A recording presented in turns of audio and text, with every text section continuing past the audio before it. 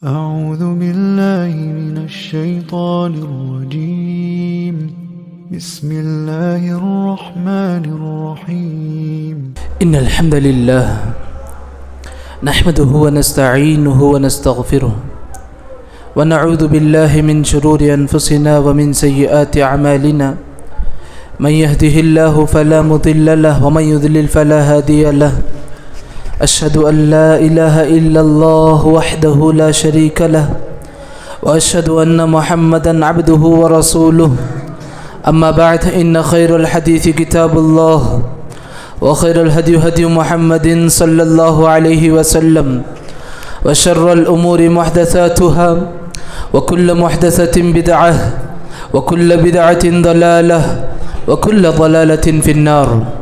أعوذ بالله من الشيطان الرجيم بسم الله الرحمن الرحيم يا أيها الذين آمنوا اتقوا الله حق تقاته ولا تموتن إلا وأنتم مسلمون يا أيها الناس اتقوا ربكم الذي خلقكم من نفس واحدة وخلق منها زوجها وبث منهما رجالا كثيرا ونساء واتقوا الله الذي تساءلون به والأرحام إن الله كان عليكم رقيبا يا أيها الذين آمنوا اتقوا الله وقولوا قولا سديدا يصلح لكم أعمالكم ويغفر لكم ذنوبكم ومن يطع الله ورسوله فقد فاز فوزا عظيما.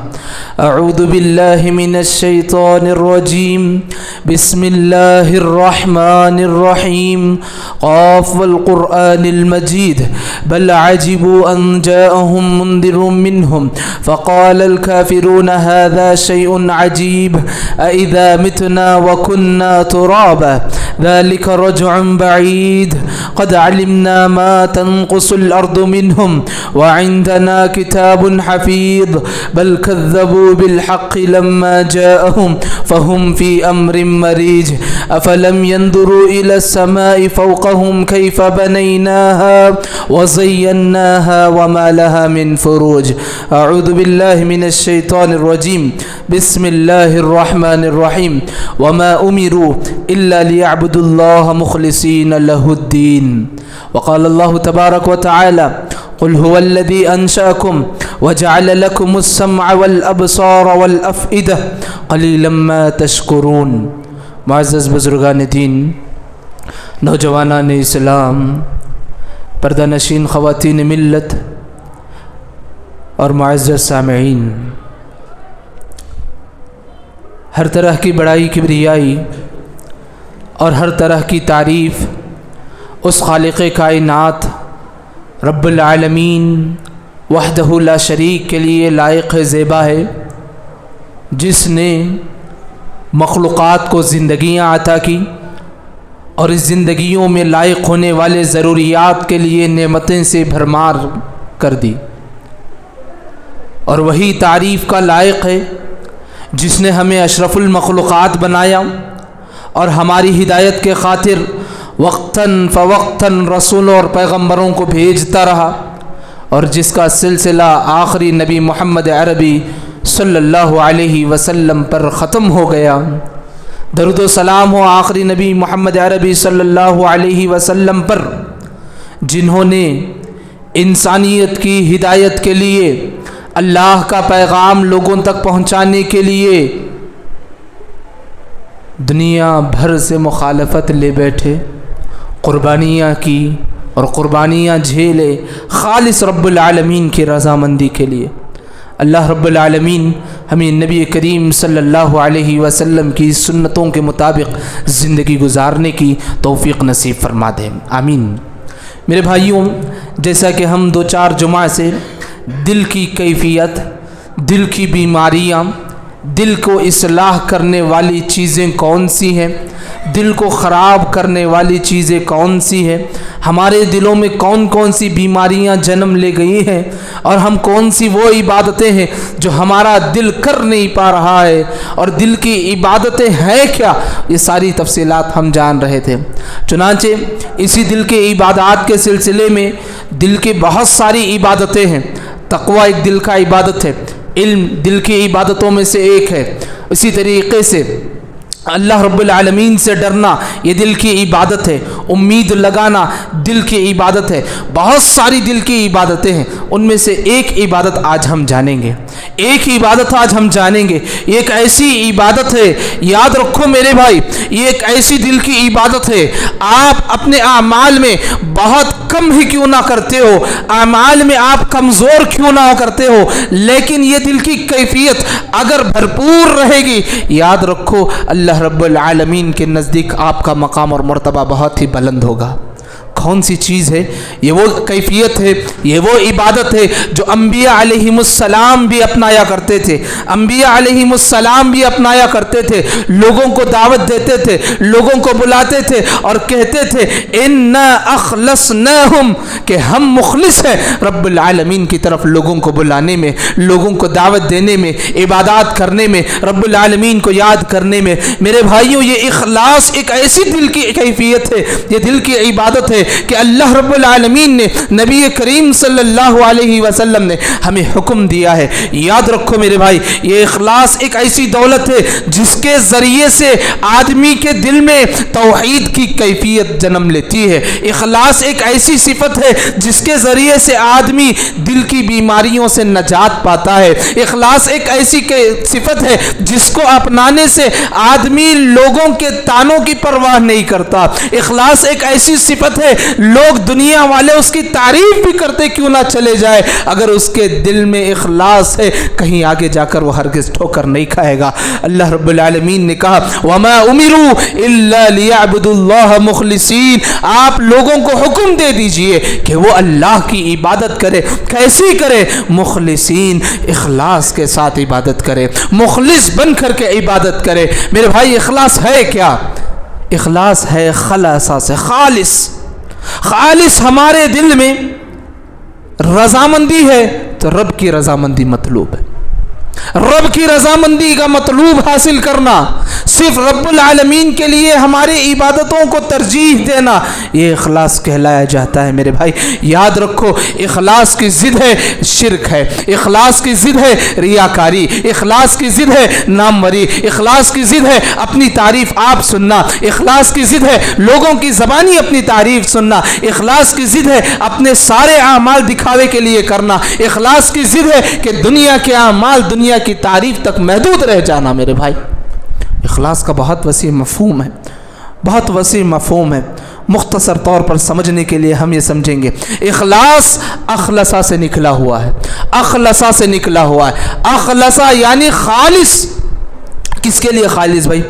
الخالص بوجہ اللہ، صرف رب العالمین کی رضامندی کے لیے۔ ہمارا ہر کام، دیکھو بھائی، عبادت میں صرف اخلاص نہیں، ہمارے ہر کام میں اخلاص کی بہت ضرورت ہے۔ ہماری دنیا کی تجارتیں ہیں، یاد رکھو اخلاص سے خالی ہو گیا، رب کا ڈر وہاں سے نکل جائے گا، رب کا ڈر دل سے نکل جائے گا، ہم ان حدود کو پار کر جائیں گے جن حدود پر اللہ کے نبی نے کہا اس سے آگے نہیں جانا، اس سے آگے جاؤ گے حرام میں مبتلا ہو جاؤ گے۔ یاد رکھو، یہ اخلاص ایک ایسی صفت ہے جس کے ذریعے سے آدمی کے دل میں تقوی جنم لیتا ہے، اور جس قدر تقوی انسان کی زندگی میں آتا ہے اس کے دل میں، اس کی زندگی میں ویسے ہی علم میں اضافہ ہوتا ہے، اور جس طریقے سے علم میں آدمی کے اضافہ ہوتا ہے اس طریقے سے وہ رب العالمین کی معرفت حاصل کرتا ہے، جس طریقے سے رب العالمین کی معرفت اسے نصیب ہوتی ہے وہ گناہوں سے، اللہ رب العالمین کے منع کردہ راستوں سے بچنے کی کوشش کرتا ہے۔ یاد رکھو، جو بندہ اللہ رب العالمین کے منع کردہ راستوں سے، رسول اللہ صلی اللہ علیہ وسلم کے منع کردہ راستوں سے رک جاتا ہے، وہ سنت رسول پر قائم ہوتا ہے، ہدایت پر قائم ہوتا ہے، اور ہدایت پر چلنے والے کا انجام، اللہ اور اس کے نبی نے کہا کہ اس کا مقام اور ٹھکانہ جنت ہے۔ میرے بھائی یاد رکھو، ہماری عبادتوں کی ساری زنجیریں اخلاص کی چابی سے جڑا ہوا ہے، اور یاد رکھو اخلاص کی اتنی تاثیر ہے، کوئی معمولی آپ کام کیجئے، کوئی معمولی عمل کیجئے جو اخلاص بھرا ہوگا، لیکن یاد رکھو اس میں تاثیر کافی ہوگی۔ اس عمل کے ذریعے سے آپ کی زندگی میں تبدیلی آئے گی، آپ کے ساتھ اٹھنے بیٹھنے والوں میں تبدیلی آئے گی، آپ کے ساتھ رہن سہن والوں کے ساتھ تبدیلی آئے گی۔ یاد رکھو میرے بھائی، اخلاص یہ خالص اللہ کے لیے کیا جانے والا کام ہوتا ہے، اور خالص اللہ کے لیے کیا جانے والا کام جس میں تین چیزیں ہرگز نہیں ہونی ہیں، تین چیزیں ہرگز نہیں ہونی ہیں۔ نمبر ایک کون سی چیز؟ السمعہ، کہ کوئی بھی آدمی کام کرتا ہے، عبادت کرتا ہے، کوئی بھی نیک کام کرتا ہے، چاہے اس کا تعلق عبادات سے ہو، چاہے اس کا تعلق معاملات سے ہو، چاہے اس کا تعلق حقوق سے ہو، چاہے اس کا تعلق تجارت اور کاروبار سے ہو، چاہے اس کا تعلق اس کی انفرادی عبادات سے ہو، چاہے اس کا تعلق اجتماعی عبادات سے ہو، پہلی چیز جو اخلاص کے منافی ہے وہ السمعہ، لوگوں کی زبانی یا اپنی زبانی تعریف سننا اگر بندہ پسند کرنے لگتا ہے، وہاں سے جو ہے اس کے اخلاص میں زوال آنا شروع ہو جاتا ہے۔ یہ پہلی چیز ہے، یاد رکھو میرے بھائی، جس سے ہم اور آپ کو بچنا ہے۔ آپ سنتوں کے پابند ہیں، نمازوں کے پابند ہیں، صدقات اور خیرات کے پابند ہیں، کبھی زندگی میں یہ خیال نہ کرے کہ فلاں آدمی مجھے دیکھ رہا ہے، فلاں آدمی مجھے دیکھ رہا ہے، میری تعریف کرے گا، میرے بارے میں یہ کہے گا۔ میری تعریف سننے کے لیے اگر آپ کوئی کام کر رہے ہو، اخلاص کے منافی کام ہے، یہ پہلی چیز ہے جو ہمارے اخلاص کو بیکار کر کے رکھ دیتی ہے، ہمارے اعمال کو برباد کر کے رکھ دیتی ہے۔ کیونکہ جو حدیث ہم نے گزشتہ جمعہ بھی تفصیل سے سنا، تین لوگ ایسے ہوں گے میدان محشر میں لائے جائیں گے، سب سے پہلے رب العالمین انہیں جہنم کی آگ ان تینوں سے دہکایا جائے گا۔ نمبر ایک، جو اللہ کی راہ میں شہید ہوا لیکن اس کا مقصد رضا الہی نہیں، لوگوں کے سامنے مشہور جنگجو کہلانا تھا۔ کوئی تھا جو علم میں بہت قرہ تھا، بہت اچھا پڑھنے والا تھا، قرآن مجید کا اللہ نے اسے بہت علم دیا تھا، لیکن اس کا مقصد رضا الہی سے ہٹ کر کے لوگوں کی رضا کے لیے آ گیا۔ اللہ کے نبی نے کہا سب سے پہلے وہ لوگ ہوں گے جو جہنم رسید ہوں گے، ان کے ذریعے سے آگ دہکایا جائے گا۔ میرے بھائیوں یاد رکھو، ایک انسان کی نیت بڑے بڑے اعمال کو ضائع کر کے رکھ دیتا ہے۔ ایک انسان کی خالص نیت چھوٹے چھوٹے اعمال کو بھی اللہ رب العالمین کے درجات میں عظیم مقام عطا کر دیتا ہے۔ میرے بھائیوں اخلاص کے بارے میں یاد رکھو، ہم صدقہ و خیرات کرتے ہیں، اللہ کے نبی نے کہا اتقوا النار ولو بشق تمر، تم کھجور کا ایک ٹکڑا تمہارے پاس ہے، مکمل کھجور بھی نہیں، کھجور کا ایک ٹکڑا تمہارے پاس ہے، اس کو صدقہ کرو اور اس صدقے سے اپنے آپ کو جہنم کے عذاب سے بچا لو۔ میرے بھائی یاد رکھو، دنیا میں صدقہ کرنا، خیرات کرنا، آدمی گھر میں موجود ساری چیزیں صدقہ و خیرات کر سکتا ہے، لیکن اللہ کے نبی محمد الرسول اللہ صلی اللہ علیہ وسلم نے ہمیں یہاں یہ تعلیم دی کہ کھجور، مکمل کھجور نہیں، کھجور کا چھوٹا سا ٹکڑا اخلاص بھری نیت سے تم صدقہ کر سکتے ہو، تو اس کے بدلے میں تم اپنے آپ کو جہنم سے بھی بچا لے سکتے ہو۔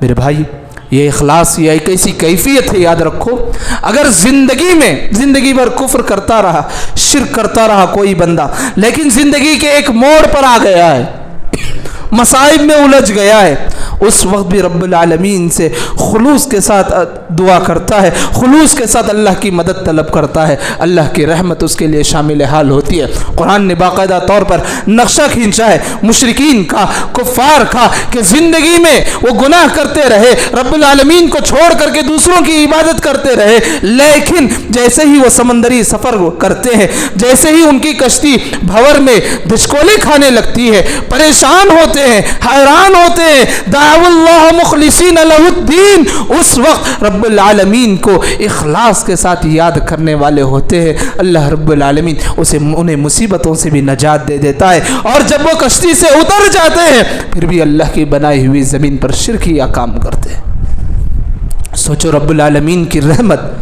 زندگی میں ایک موڑ پر اخلاص کے ساتھ دعا کرنے والوں کے لیے اتنی شامل حال ہو سکتی ہے، تو جو بندہ زندگی کے ہر لمحہ اخلاص کے ساتھ گزارنے کی کوشش کرتا ہے، رب العالمین کی رحمت اس کے لیے کیسے شامل حال ہوگی۔ میرے بھائی یہ اخلاص بہت بڑی دولت ہے۔ سب سے پہلی جو منافی چیز ہے کہ لوگوں کی زبانی اپنی تعریف سننا۔ دوسری جو چیز ہے الریا، دکھاوے کے لیے کوئی کام کرنا، کوئی بھی کام ہو، کوئی بھی کام الریا یعنی دکھاوے کے لیے کیا جانے والا ہو وہ اخلاص کے منافی ہے. کیوں؟ آدمی عبادت کرتا ہے، آدمی عبادت کرتا ہے اللہ کی رضامندی کے لیے، للہ وجہ خالصا وجہ للہ، اللہ کی رضامندی کے لیے. جہاں لوگوں کے لیے دکھاوا مقصود ہو جائے وہاں اس کے اعمال برباد ہو جاتے ہیں میرے بھائی. یہ دوسری منافی چیز ہے، اخلاص کو بیکار کرنے والی چیز. تیسری جو چیز ہوتی ہے، اللہ ہم سب کی حفاظت فرمائے، اخلاص کے منافی چیز وہ ہوتا ہے شرک ہوتا ہے، وہ شرک ہوتا ہے میرے بھائی.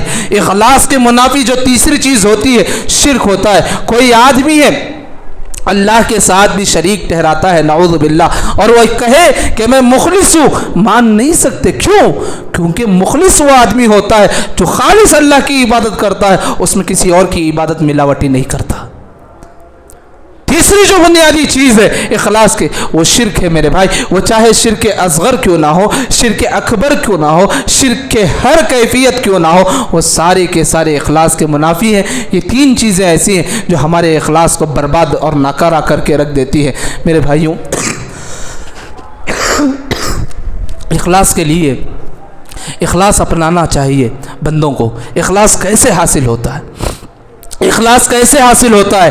یاد رکھو میرے بھائی، جیسے جیسے رب العالمین کا ڈر تمہارے دلوں میں جنم لے گا تمہارے دلوں میں اخلاص کی کیفیت آئے گی. اللہ کے نبی محمد رسول اللہ صلی اللہ علیہ وسلم صحابہ کی مجلس میں بیٹھے ہوئے تھے. جبرائیل علیہ السلام بھی آئے، آ کر کے سوال کیا، مل احسان، احسان کیا ہے؟ احسان کیا ہے؟ اللہ کے نبی صلی اللہ علیہ وسلم نے احسان کی تعریف کہی کہ بندے کی عبادت اس کیفیت سے ادا کرے کہ وہ اللہ کو دیکھ رہا ہے. اتنی کیفیت نہیں تو اس کیفیت سے ادا کرے کہ اللہ اس کو دیکھ رہا ہے.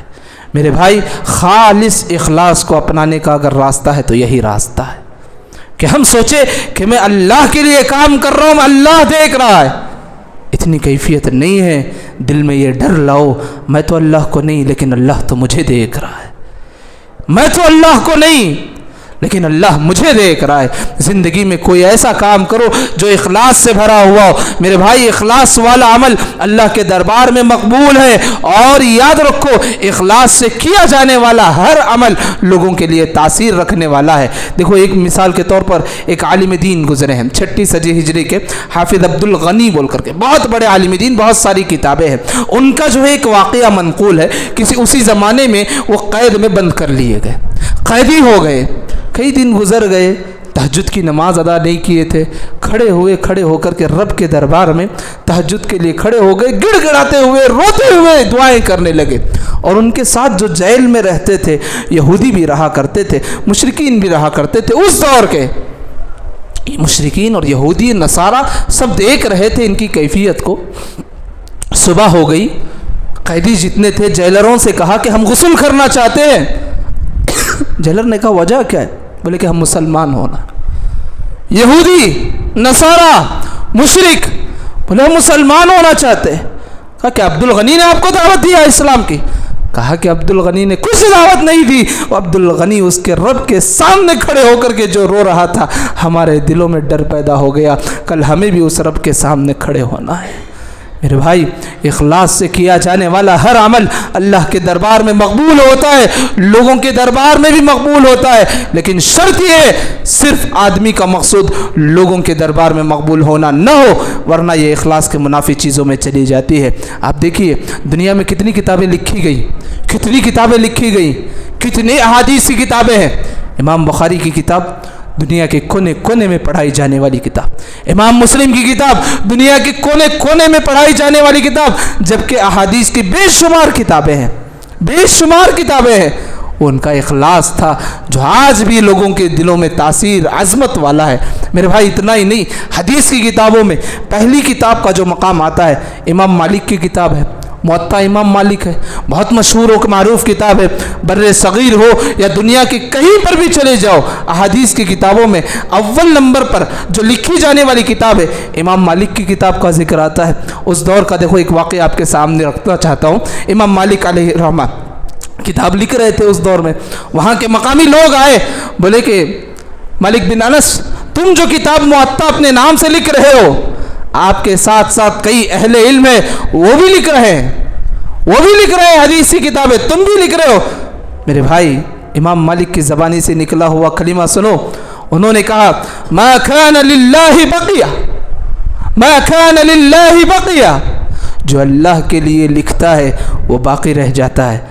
कई साल गुजर गए जी, मुअत्ता के बाद इमाम बुखारी, इमाम मुस्लिम, सारे लिखी गई किताबें उसके बाद, लेकिन आज भी इमाम मालिक की जो मुअत्ता का मकाम है किसी और किताब का नहीं। मेरे भाई दुनिया के हर तबके में, हर इस्लामिक यूनिवर्सिटी में मुअत्ता इमाम मालिक पढ़ाया जाता है। वो क्या चीज़ थी? वो उनका इखलास भरा अमल था मेरे भाई, इखलास भरा अमल था।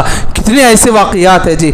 अली बिन हुसैन रज़ी अल्लाह अन्हु का बड़ा मशहूर और मारूफ वाक़या है। अली बिन हुसैन रज़ी अल्लाह अन्हु उस दौर के रहने वाले थे।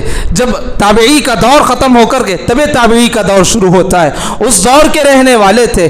उनका इंतकाल हुआ। इंतकाल होने के बाद मालूम हुआ कि 40 बेवा ऐसे घराने थे जिनमें कमाने वाला कोई नहीं था और हर माह बाकायदा उनके घर राशन पहुंचता था। क्या कोई देखने वाला था? क्या हुकूमत की नज़र थी? क्या लोगों को दिखाना मकसूद था? नहीं मेरे भाई, ये वो अमल है जो इखलास भरा होता है, जो आदमी के मरने के बाद लोगों के सामने वजूद आता है। बाज़ अमल ऐसे होते हैं जो आदमी जीते जी भी उसको देख लेता है। मिसाल के तौर पर आपकी बहुत सारी दुआओं की किताबें हैं। हिस्नुल मुस्लिम एक किताब है, हिस्नुल मुस्लिम एक किताब है। कहाँ नहीं पाएंगे जी आप? कौन सी ज़बान में नहीं पाएंगे?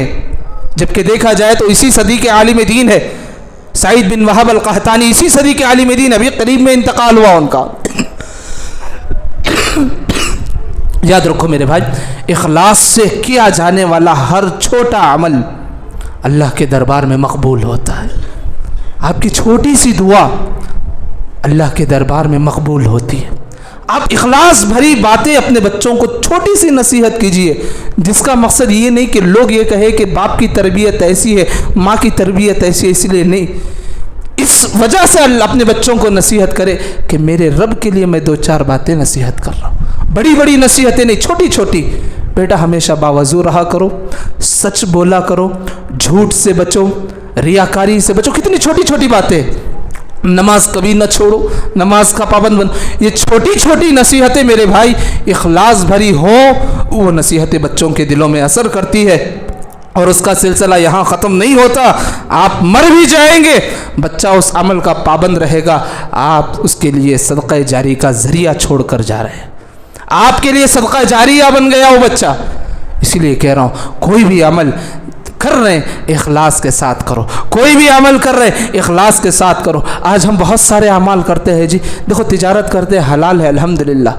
हम अपने घर वालों को हलाल कमाने की फ़िक्र करते हैं अल्हम्दुलिल्लाह। और हम हराम से बचने की कोशिश करते हैं अल्हम्दुलिल्लाह। बच्चों को जाहिल रहना नहीं चाहते, जाहिल रखना नहीं चाहते, पढ़ाना चाहते हैं अल्हम्दुलिल्लाह। बच्चों को अच्छा इंसान बनाना चाहते हैं अल्हम्दुलिल्लाह। घर को संवारना चाहते हैं अल्हम्दुलिल्लाह। बीवी को सुधारना चाहते हैं अल्हम्दुलिल्लाह। बड़ों के हुकूक अदा करना चाहते हैं अल्हम्दुलिल्लाह। छोटों पर रहम कर रहे हैं अल्हम्दुलिल्लाह। तुम सारे अमाल कर रहे हो, करते रहो, लेकिन याद रखो हर अमल इखलास भरा होना चाहिए। उसमें न दिखावा हो, न अपनी तारीफ हो, न रियाकारी हो, न शिरक हो। अल्लाह से दुआ करो। ये इखलास बहुत बड़ी दौलत है, जिसको मिल गई समझो उसको मिल गई। और याद रखो इखलास की कैफियत इतनी है, इब्लीस जब वादा करके आया रब्बुल आलमीन से कि मैं तेरे बंदों को बहकाऊंगा। अब देखिए वहाँ कुरान की आयत में जिक्र हुआ इल्लल मुखलसीन, जो अल्लाह के साथ इखलास वाला मामला करते हैं वो लोगों को मैं नहीं बहका सकता। मुखलिस बंदों को मैं बहका नहीं सकता। मेरे भाई शैतान भी अपना हथियार यहाँ डाल दे रहा है। हम अपने अमाल में आगे बढ़ रहे, इखलास के साथ अल्लाह से करीब हो रहे। इतना ही नहीं बल्कि कहा गया जन्नत बनाई गई है इल्ला इबादल्लाहिल मुखलसीन, ये मुखलिस बंदों के लिए जन्नत तैयार की गई। अल्लाह हमें उस इखलास जैसी नेमत को पाने की तौफीक नसीब फरमा दे। इखलास जैसी ये दिल की इबादत है उसको अपनाने की तौफीक नसीब फरमा दे। मेरे भाई याद रखो, दुनिया में हम बड़े बड़े काम करके चले जाए, हमारे ज़रिए से हज़ारों लाखों लोग फैज़याब हो जाए, लेकिन वह अमल इखलास से खाली रहा तो बेकार है। हमारी वजह से एक यतीम बच्चा ایک وقت کی ایک روٹی نہیں، ایک لقمہ اگر کھا رہا ہے لیکن وہ لقمہ بھی اخلاص بھرا ہوگا تو یاد رکھو کل میدان محشر میں بھی عزت ہمیں ملے گی اور جنت کے حقدار بھی ہم ہو جائیں گے، اور ساتھ ہی ساتھ رب العالمین کی رضامندی بھی ہمیں حاصل ہو جائے گی۔ اللہ سے دعا کرو، یا اللہ ہم دنیا میں آئے ہیں تجھے راضی کرنے کی کوشش کرتے ہیں، یا رب ہمارے دلوں میں اخلاص کی دولت بھر دے، ہمارے دلوں کی دھڑکنوں میں اخلاص پیدا کر دے، ویسا اخلاص جیسا تجھے مطلوب ہے رب العالمین، ویسا اخلاص جیسا تو چاہتا ہے رب العالمین، ہمیں وہ اخلاص نصیب فرما دے یا رب العالمین۔ ہمیں ریاکاری سے، لوگوں کے دکھاوا بازیوں سے یا رب العالمین ہماری حفاظت فرما دے۔ اسی طریقے سے جانے انجانے میں ہماری بہت ساری غلطیاں ہوتی ہیں جو اخلاص کے منافی ہو جاتی ہیں، جانے انجانے میں بہت سارے ایسی غلطیاں ہوتی ہیں جس سے ہمیں ممکن ہوتا ہے ہمارا اخلاص ہم سے چھوٹ رہا ہے۔ ویسے جتنے بھی امور آپ کو سامنے ہو، چاہے کوئی دیکھ رہا ہو، چاہے ہم کسی کو دکھا رہے ہو، ان تمام سے اپنے آپ کو بچنا یہ ہماری ذمہ داری ہے۔ اور یاد رکھو جس بندے کی زندگی اخلاص سے پر ہو جائے گی وہ بندہ رب العالمین کا تقرب بھی حاصل کر لے گا، شیطان کے مکر و فریب سے بھی بچ کر کے زندگی گزارنے کی کوشش کرے گا۔ اللہ سے دعا کرے یا رب العالمین ہمیں اخلاص کی دولت سے مالا مال فرما دے، ہمارے اعمال کو سنتوں سے بھر دے، ہمیں بدعات اور خرافات سے حفاظت نصیب فرما دے یا رب العالمین، ہمیں ہر طرح کی برائیوں سے نجات نصیب فرما دے، ہمیں قرض سے بچا لے یا رب العالمین، امت مسلمہ کے لیے عزت والی زندگی نصیب فرما دے، اخلاص والی زندگی نصیب فرما دے، ریاکاری سے بچا لے، چاپلوسی سے بچا لے، دکھاوا بازیوں سے بچا لے یا رب العالمین۔ ہمارا ہر چھوٹا بڑا عمل صرف اور صرف تیرے لیے کرنے کی ہمیں توفیق نصیب فرما دے یا رب العالمین، ہمارے ہر عمل میں اخلاص کو بھر دے یا رب العالمین، آمین یا رب العالمین۔ بارک اللہ لنا ولکم فی القرآن العظیم ونفعناکم بالآیات والذکر الحکیم، انہ تعالی جواد کریم ملک رؤوف ورب حلیم۔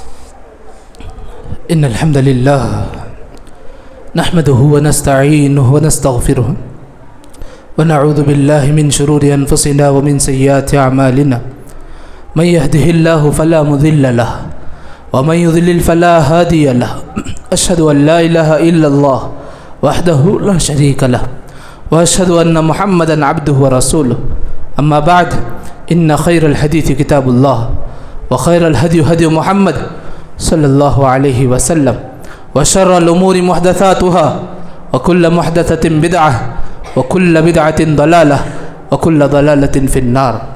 معزز سامعین، ہر جمعہ یہ عبارت جو ابھی میں نے پڑھی وہ عبارت پڑھی جاتی ہے، سنی جاتی ہے، ہر جمعہ دہرایا جاتا ہے کہ ہدایت اگر ہے تو اللہ کی کتاب میں ہے، رسول اللہ صلی اللہ علیہ وسلم کی سنتوں میں، رسول اللہ صلی اللہ علیہ وسلم کی زندگی میں۔ اس سے ہٹ کر کے جو چیزیں ہیں نبی نے کہا وہ بدعت ہے، اور اللہ کے نبی نے کہا ہر بدعت تمہیں گمراہی کی طرف لے کر جائے گی، اور نبی نے کہا کہ ہر گمراہی تمہیں جہنم کی طرف لے کر جائے گی۔ میرے بھائیوں، رمضان قریب آ رہا ہے، شعبان کے مہینے سے ہم گزر رہے، ابھی 2-4 دن کیا گزر جائیں گے۔ ہم ایک عمل ایسا کرتے ہیں، اللہ ہمارے امت کے نوجوانوں کو، خواتین کو، عمر والوں کو اور بگڑے ہوئے لوگوں کو ہدایت نصیب فرما دے کہ 15 شعبان کی مناسبت سے نہ جانے کون سی عید مناتے ہیں، جو عید نہ اللہ کے نبی نے منائی، جو عید نہ امہات المؤمنین نے منائی، جو عید نہ صحابہ نے منائی، جو عید نہ تابعین نے منائی، جو عید نہ تبع تابعین نے منائی، جو عید نہ علماء اکرام نے منایا، جو عید نہ محدثین اکرام نے منایا۔ میرے بھائی یاد رکھو، یہ 15 شعبان کی مناسبت سے، جو شب برات کی مناسبت سے عید کہلوائی جاتی ہے، یہ کوئی عید نہیں ہے، شریعت میں اس کا کوئی ثبوت نہیں ہے۔ یاد رکھو، شعبان کا مہینہ ہے، کرنے والے کام کرو، کیا کرنا ہے اس مہینے میں؟ نمازوں کی پابندی کرو۔ دوسرا کون سا عمل ہے جو اللہ کے نبی کرتے تھے؟ اللہ کے نبی اس مہینے میں روزے رکھا کرتے تھے۔ کب رکھتے تھے؟ کیا 9 کو 10 کو ایک دن مقرر کر کے؟ نہیں میرے بھائی۔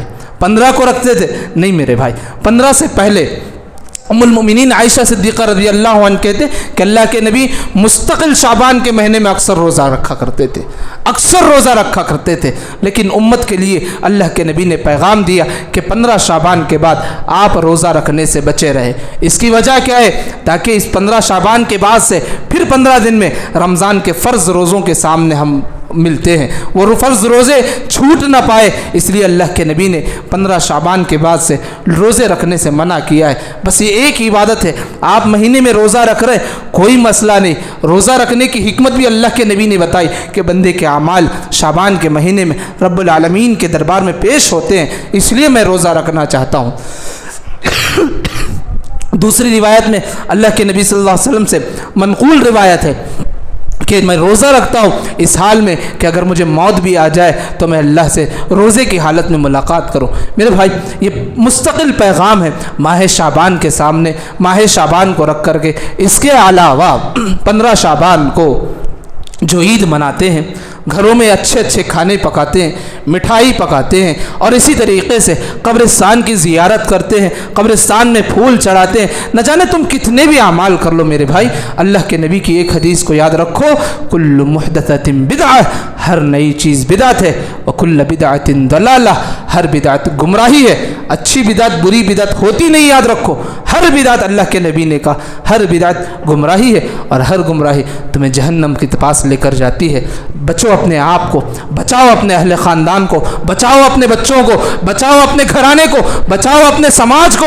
جہنم کی طرف جا رہے ہیں لوگ، مسلمان ہیں لیکن کام جہنمیوں والا کر رہے ہیں۔ اللہ کے نبی کی بات کو یاد رکھو، یہ دعوت سمجھو، یہ ذمہ داری سمجھو۔ جس طریقے سے ایک وقت کھانا ہمارے لیے ضروری ہے، اسی لیے یہ سمجھو کہ نبی کا پیغام لوگوں تک پہنچانا، عمل کر کے بتانا، یہ ہماری ذمہ داری ہوگی۔ اللہ سے دعا کریں گے یا رب العالمین، ہم چند سالوں سے خرافات سے بچتے آ رہے ہیں، یا اللہ اس سال بھی ہماری حفاظت فرما دے، اس سال بھی ہماری حفاظت فرما دے۔ اور اسی طریقے سے 15 شعبان کی رات کوئی لمبی نماز ہے، کوئی نماز نہیں ہے۔ اسی طریقے سے اس رات میں کوئی کھانا بنا کر کے تقسیم کرنا سب غلط ہے۔ اس رات کیا مرحومین ہمارے گھر آئیں گے؟ کوئی نہیں آئیں گے میرے بھائی، شیاطین آئیں گے آپ کے گھروں میں۔ کیوں؟ کیونکہ آپ شیطان کو خوش کرنے والے کام کر رہے ہیں۔ اللہ ہمیں شیطان کو ناراض کرنے والا بنا دے، رب العالمین کو خوش کرنے کے ہمیں توفیق نصیب فرما دے، آمین یا رب العالمین۔ ان اللہ یأمرکم بالعدل والإحسان وإیتاء ذی القربى وینہی عن الفحشاء والمنکر والبغی یعظکم لعلکم تذکرون اذکروا اللہ یذکرکم وادعوہ یستجب لکم ولذکر اللہ تعالی اکبر۔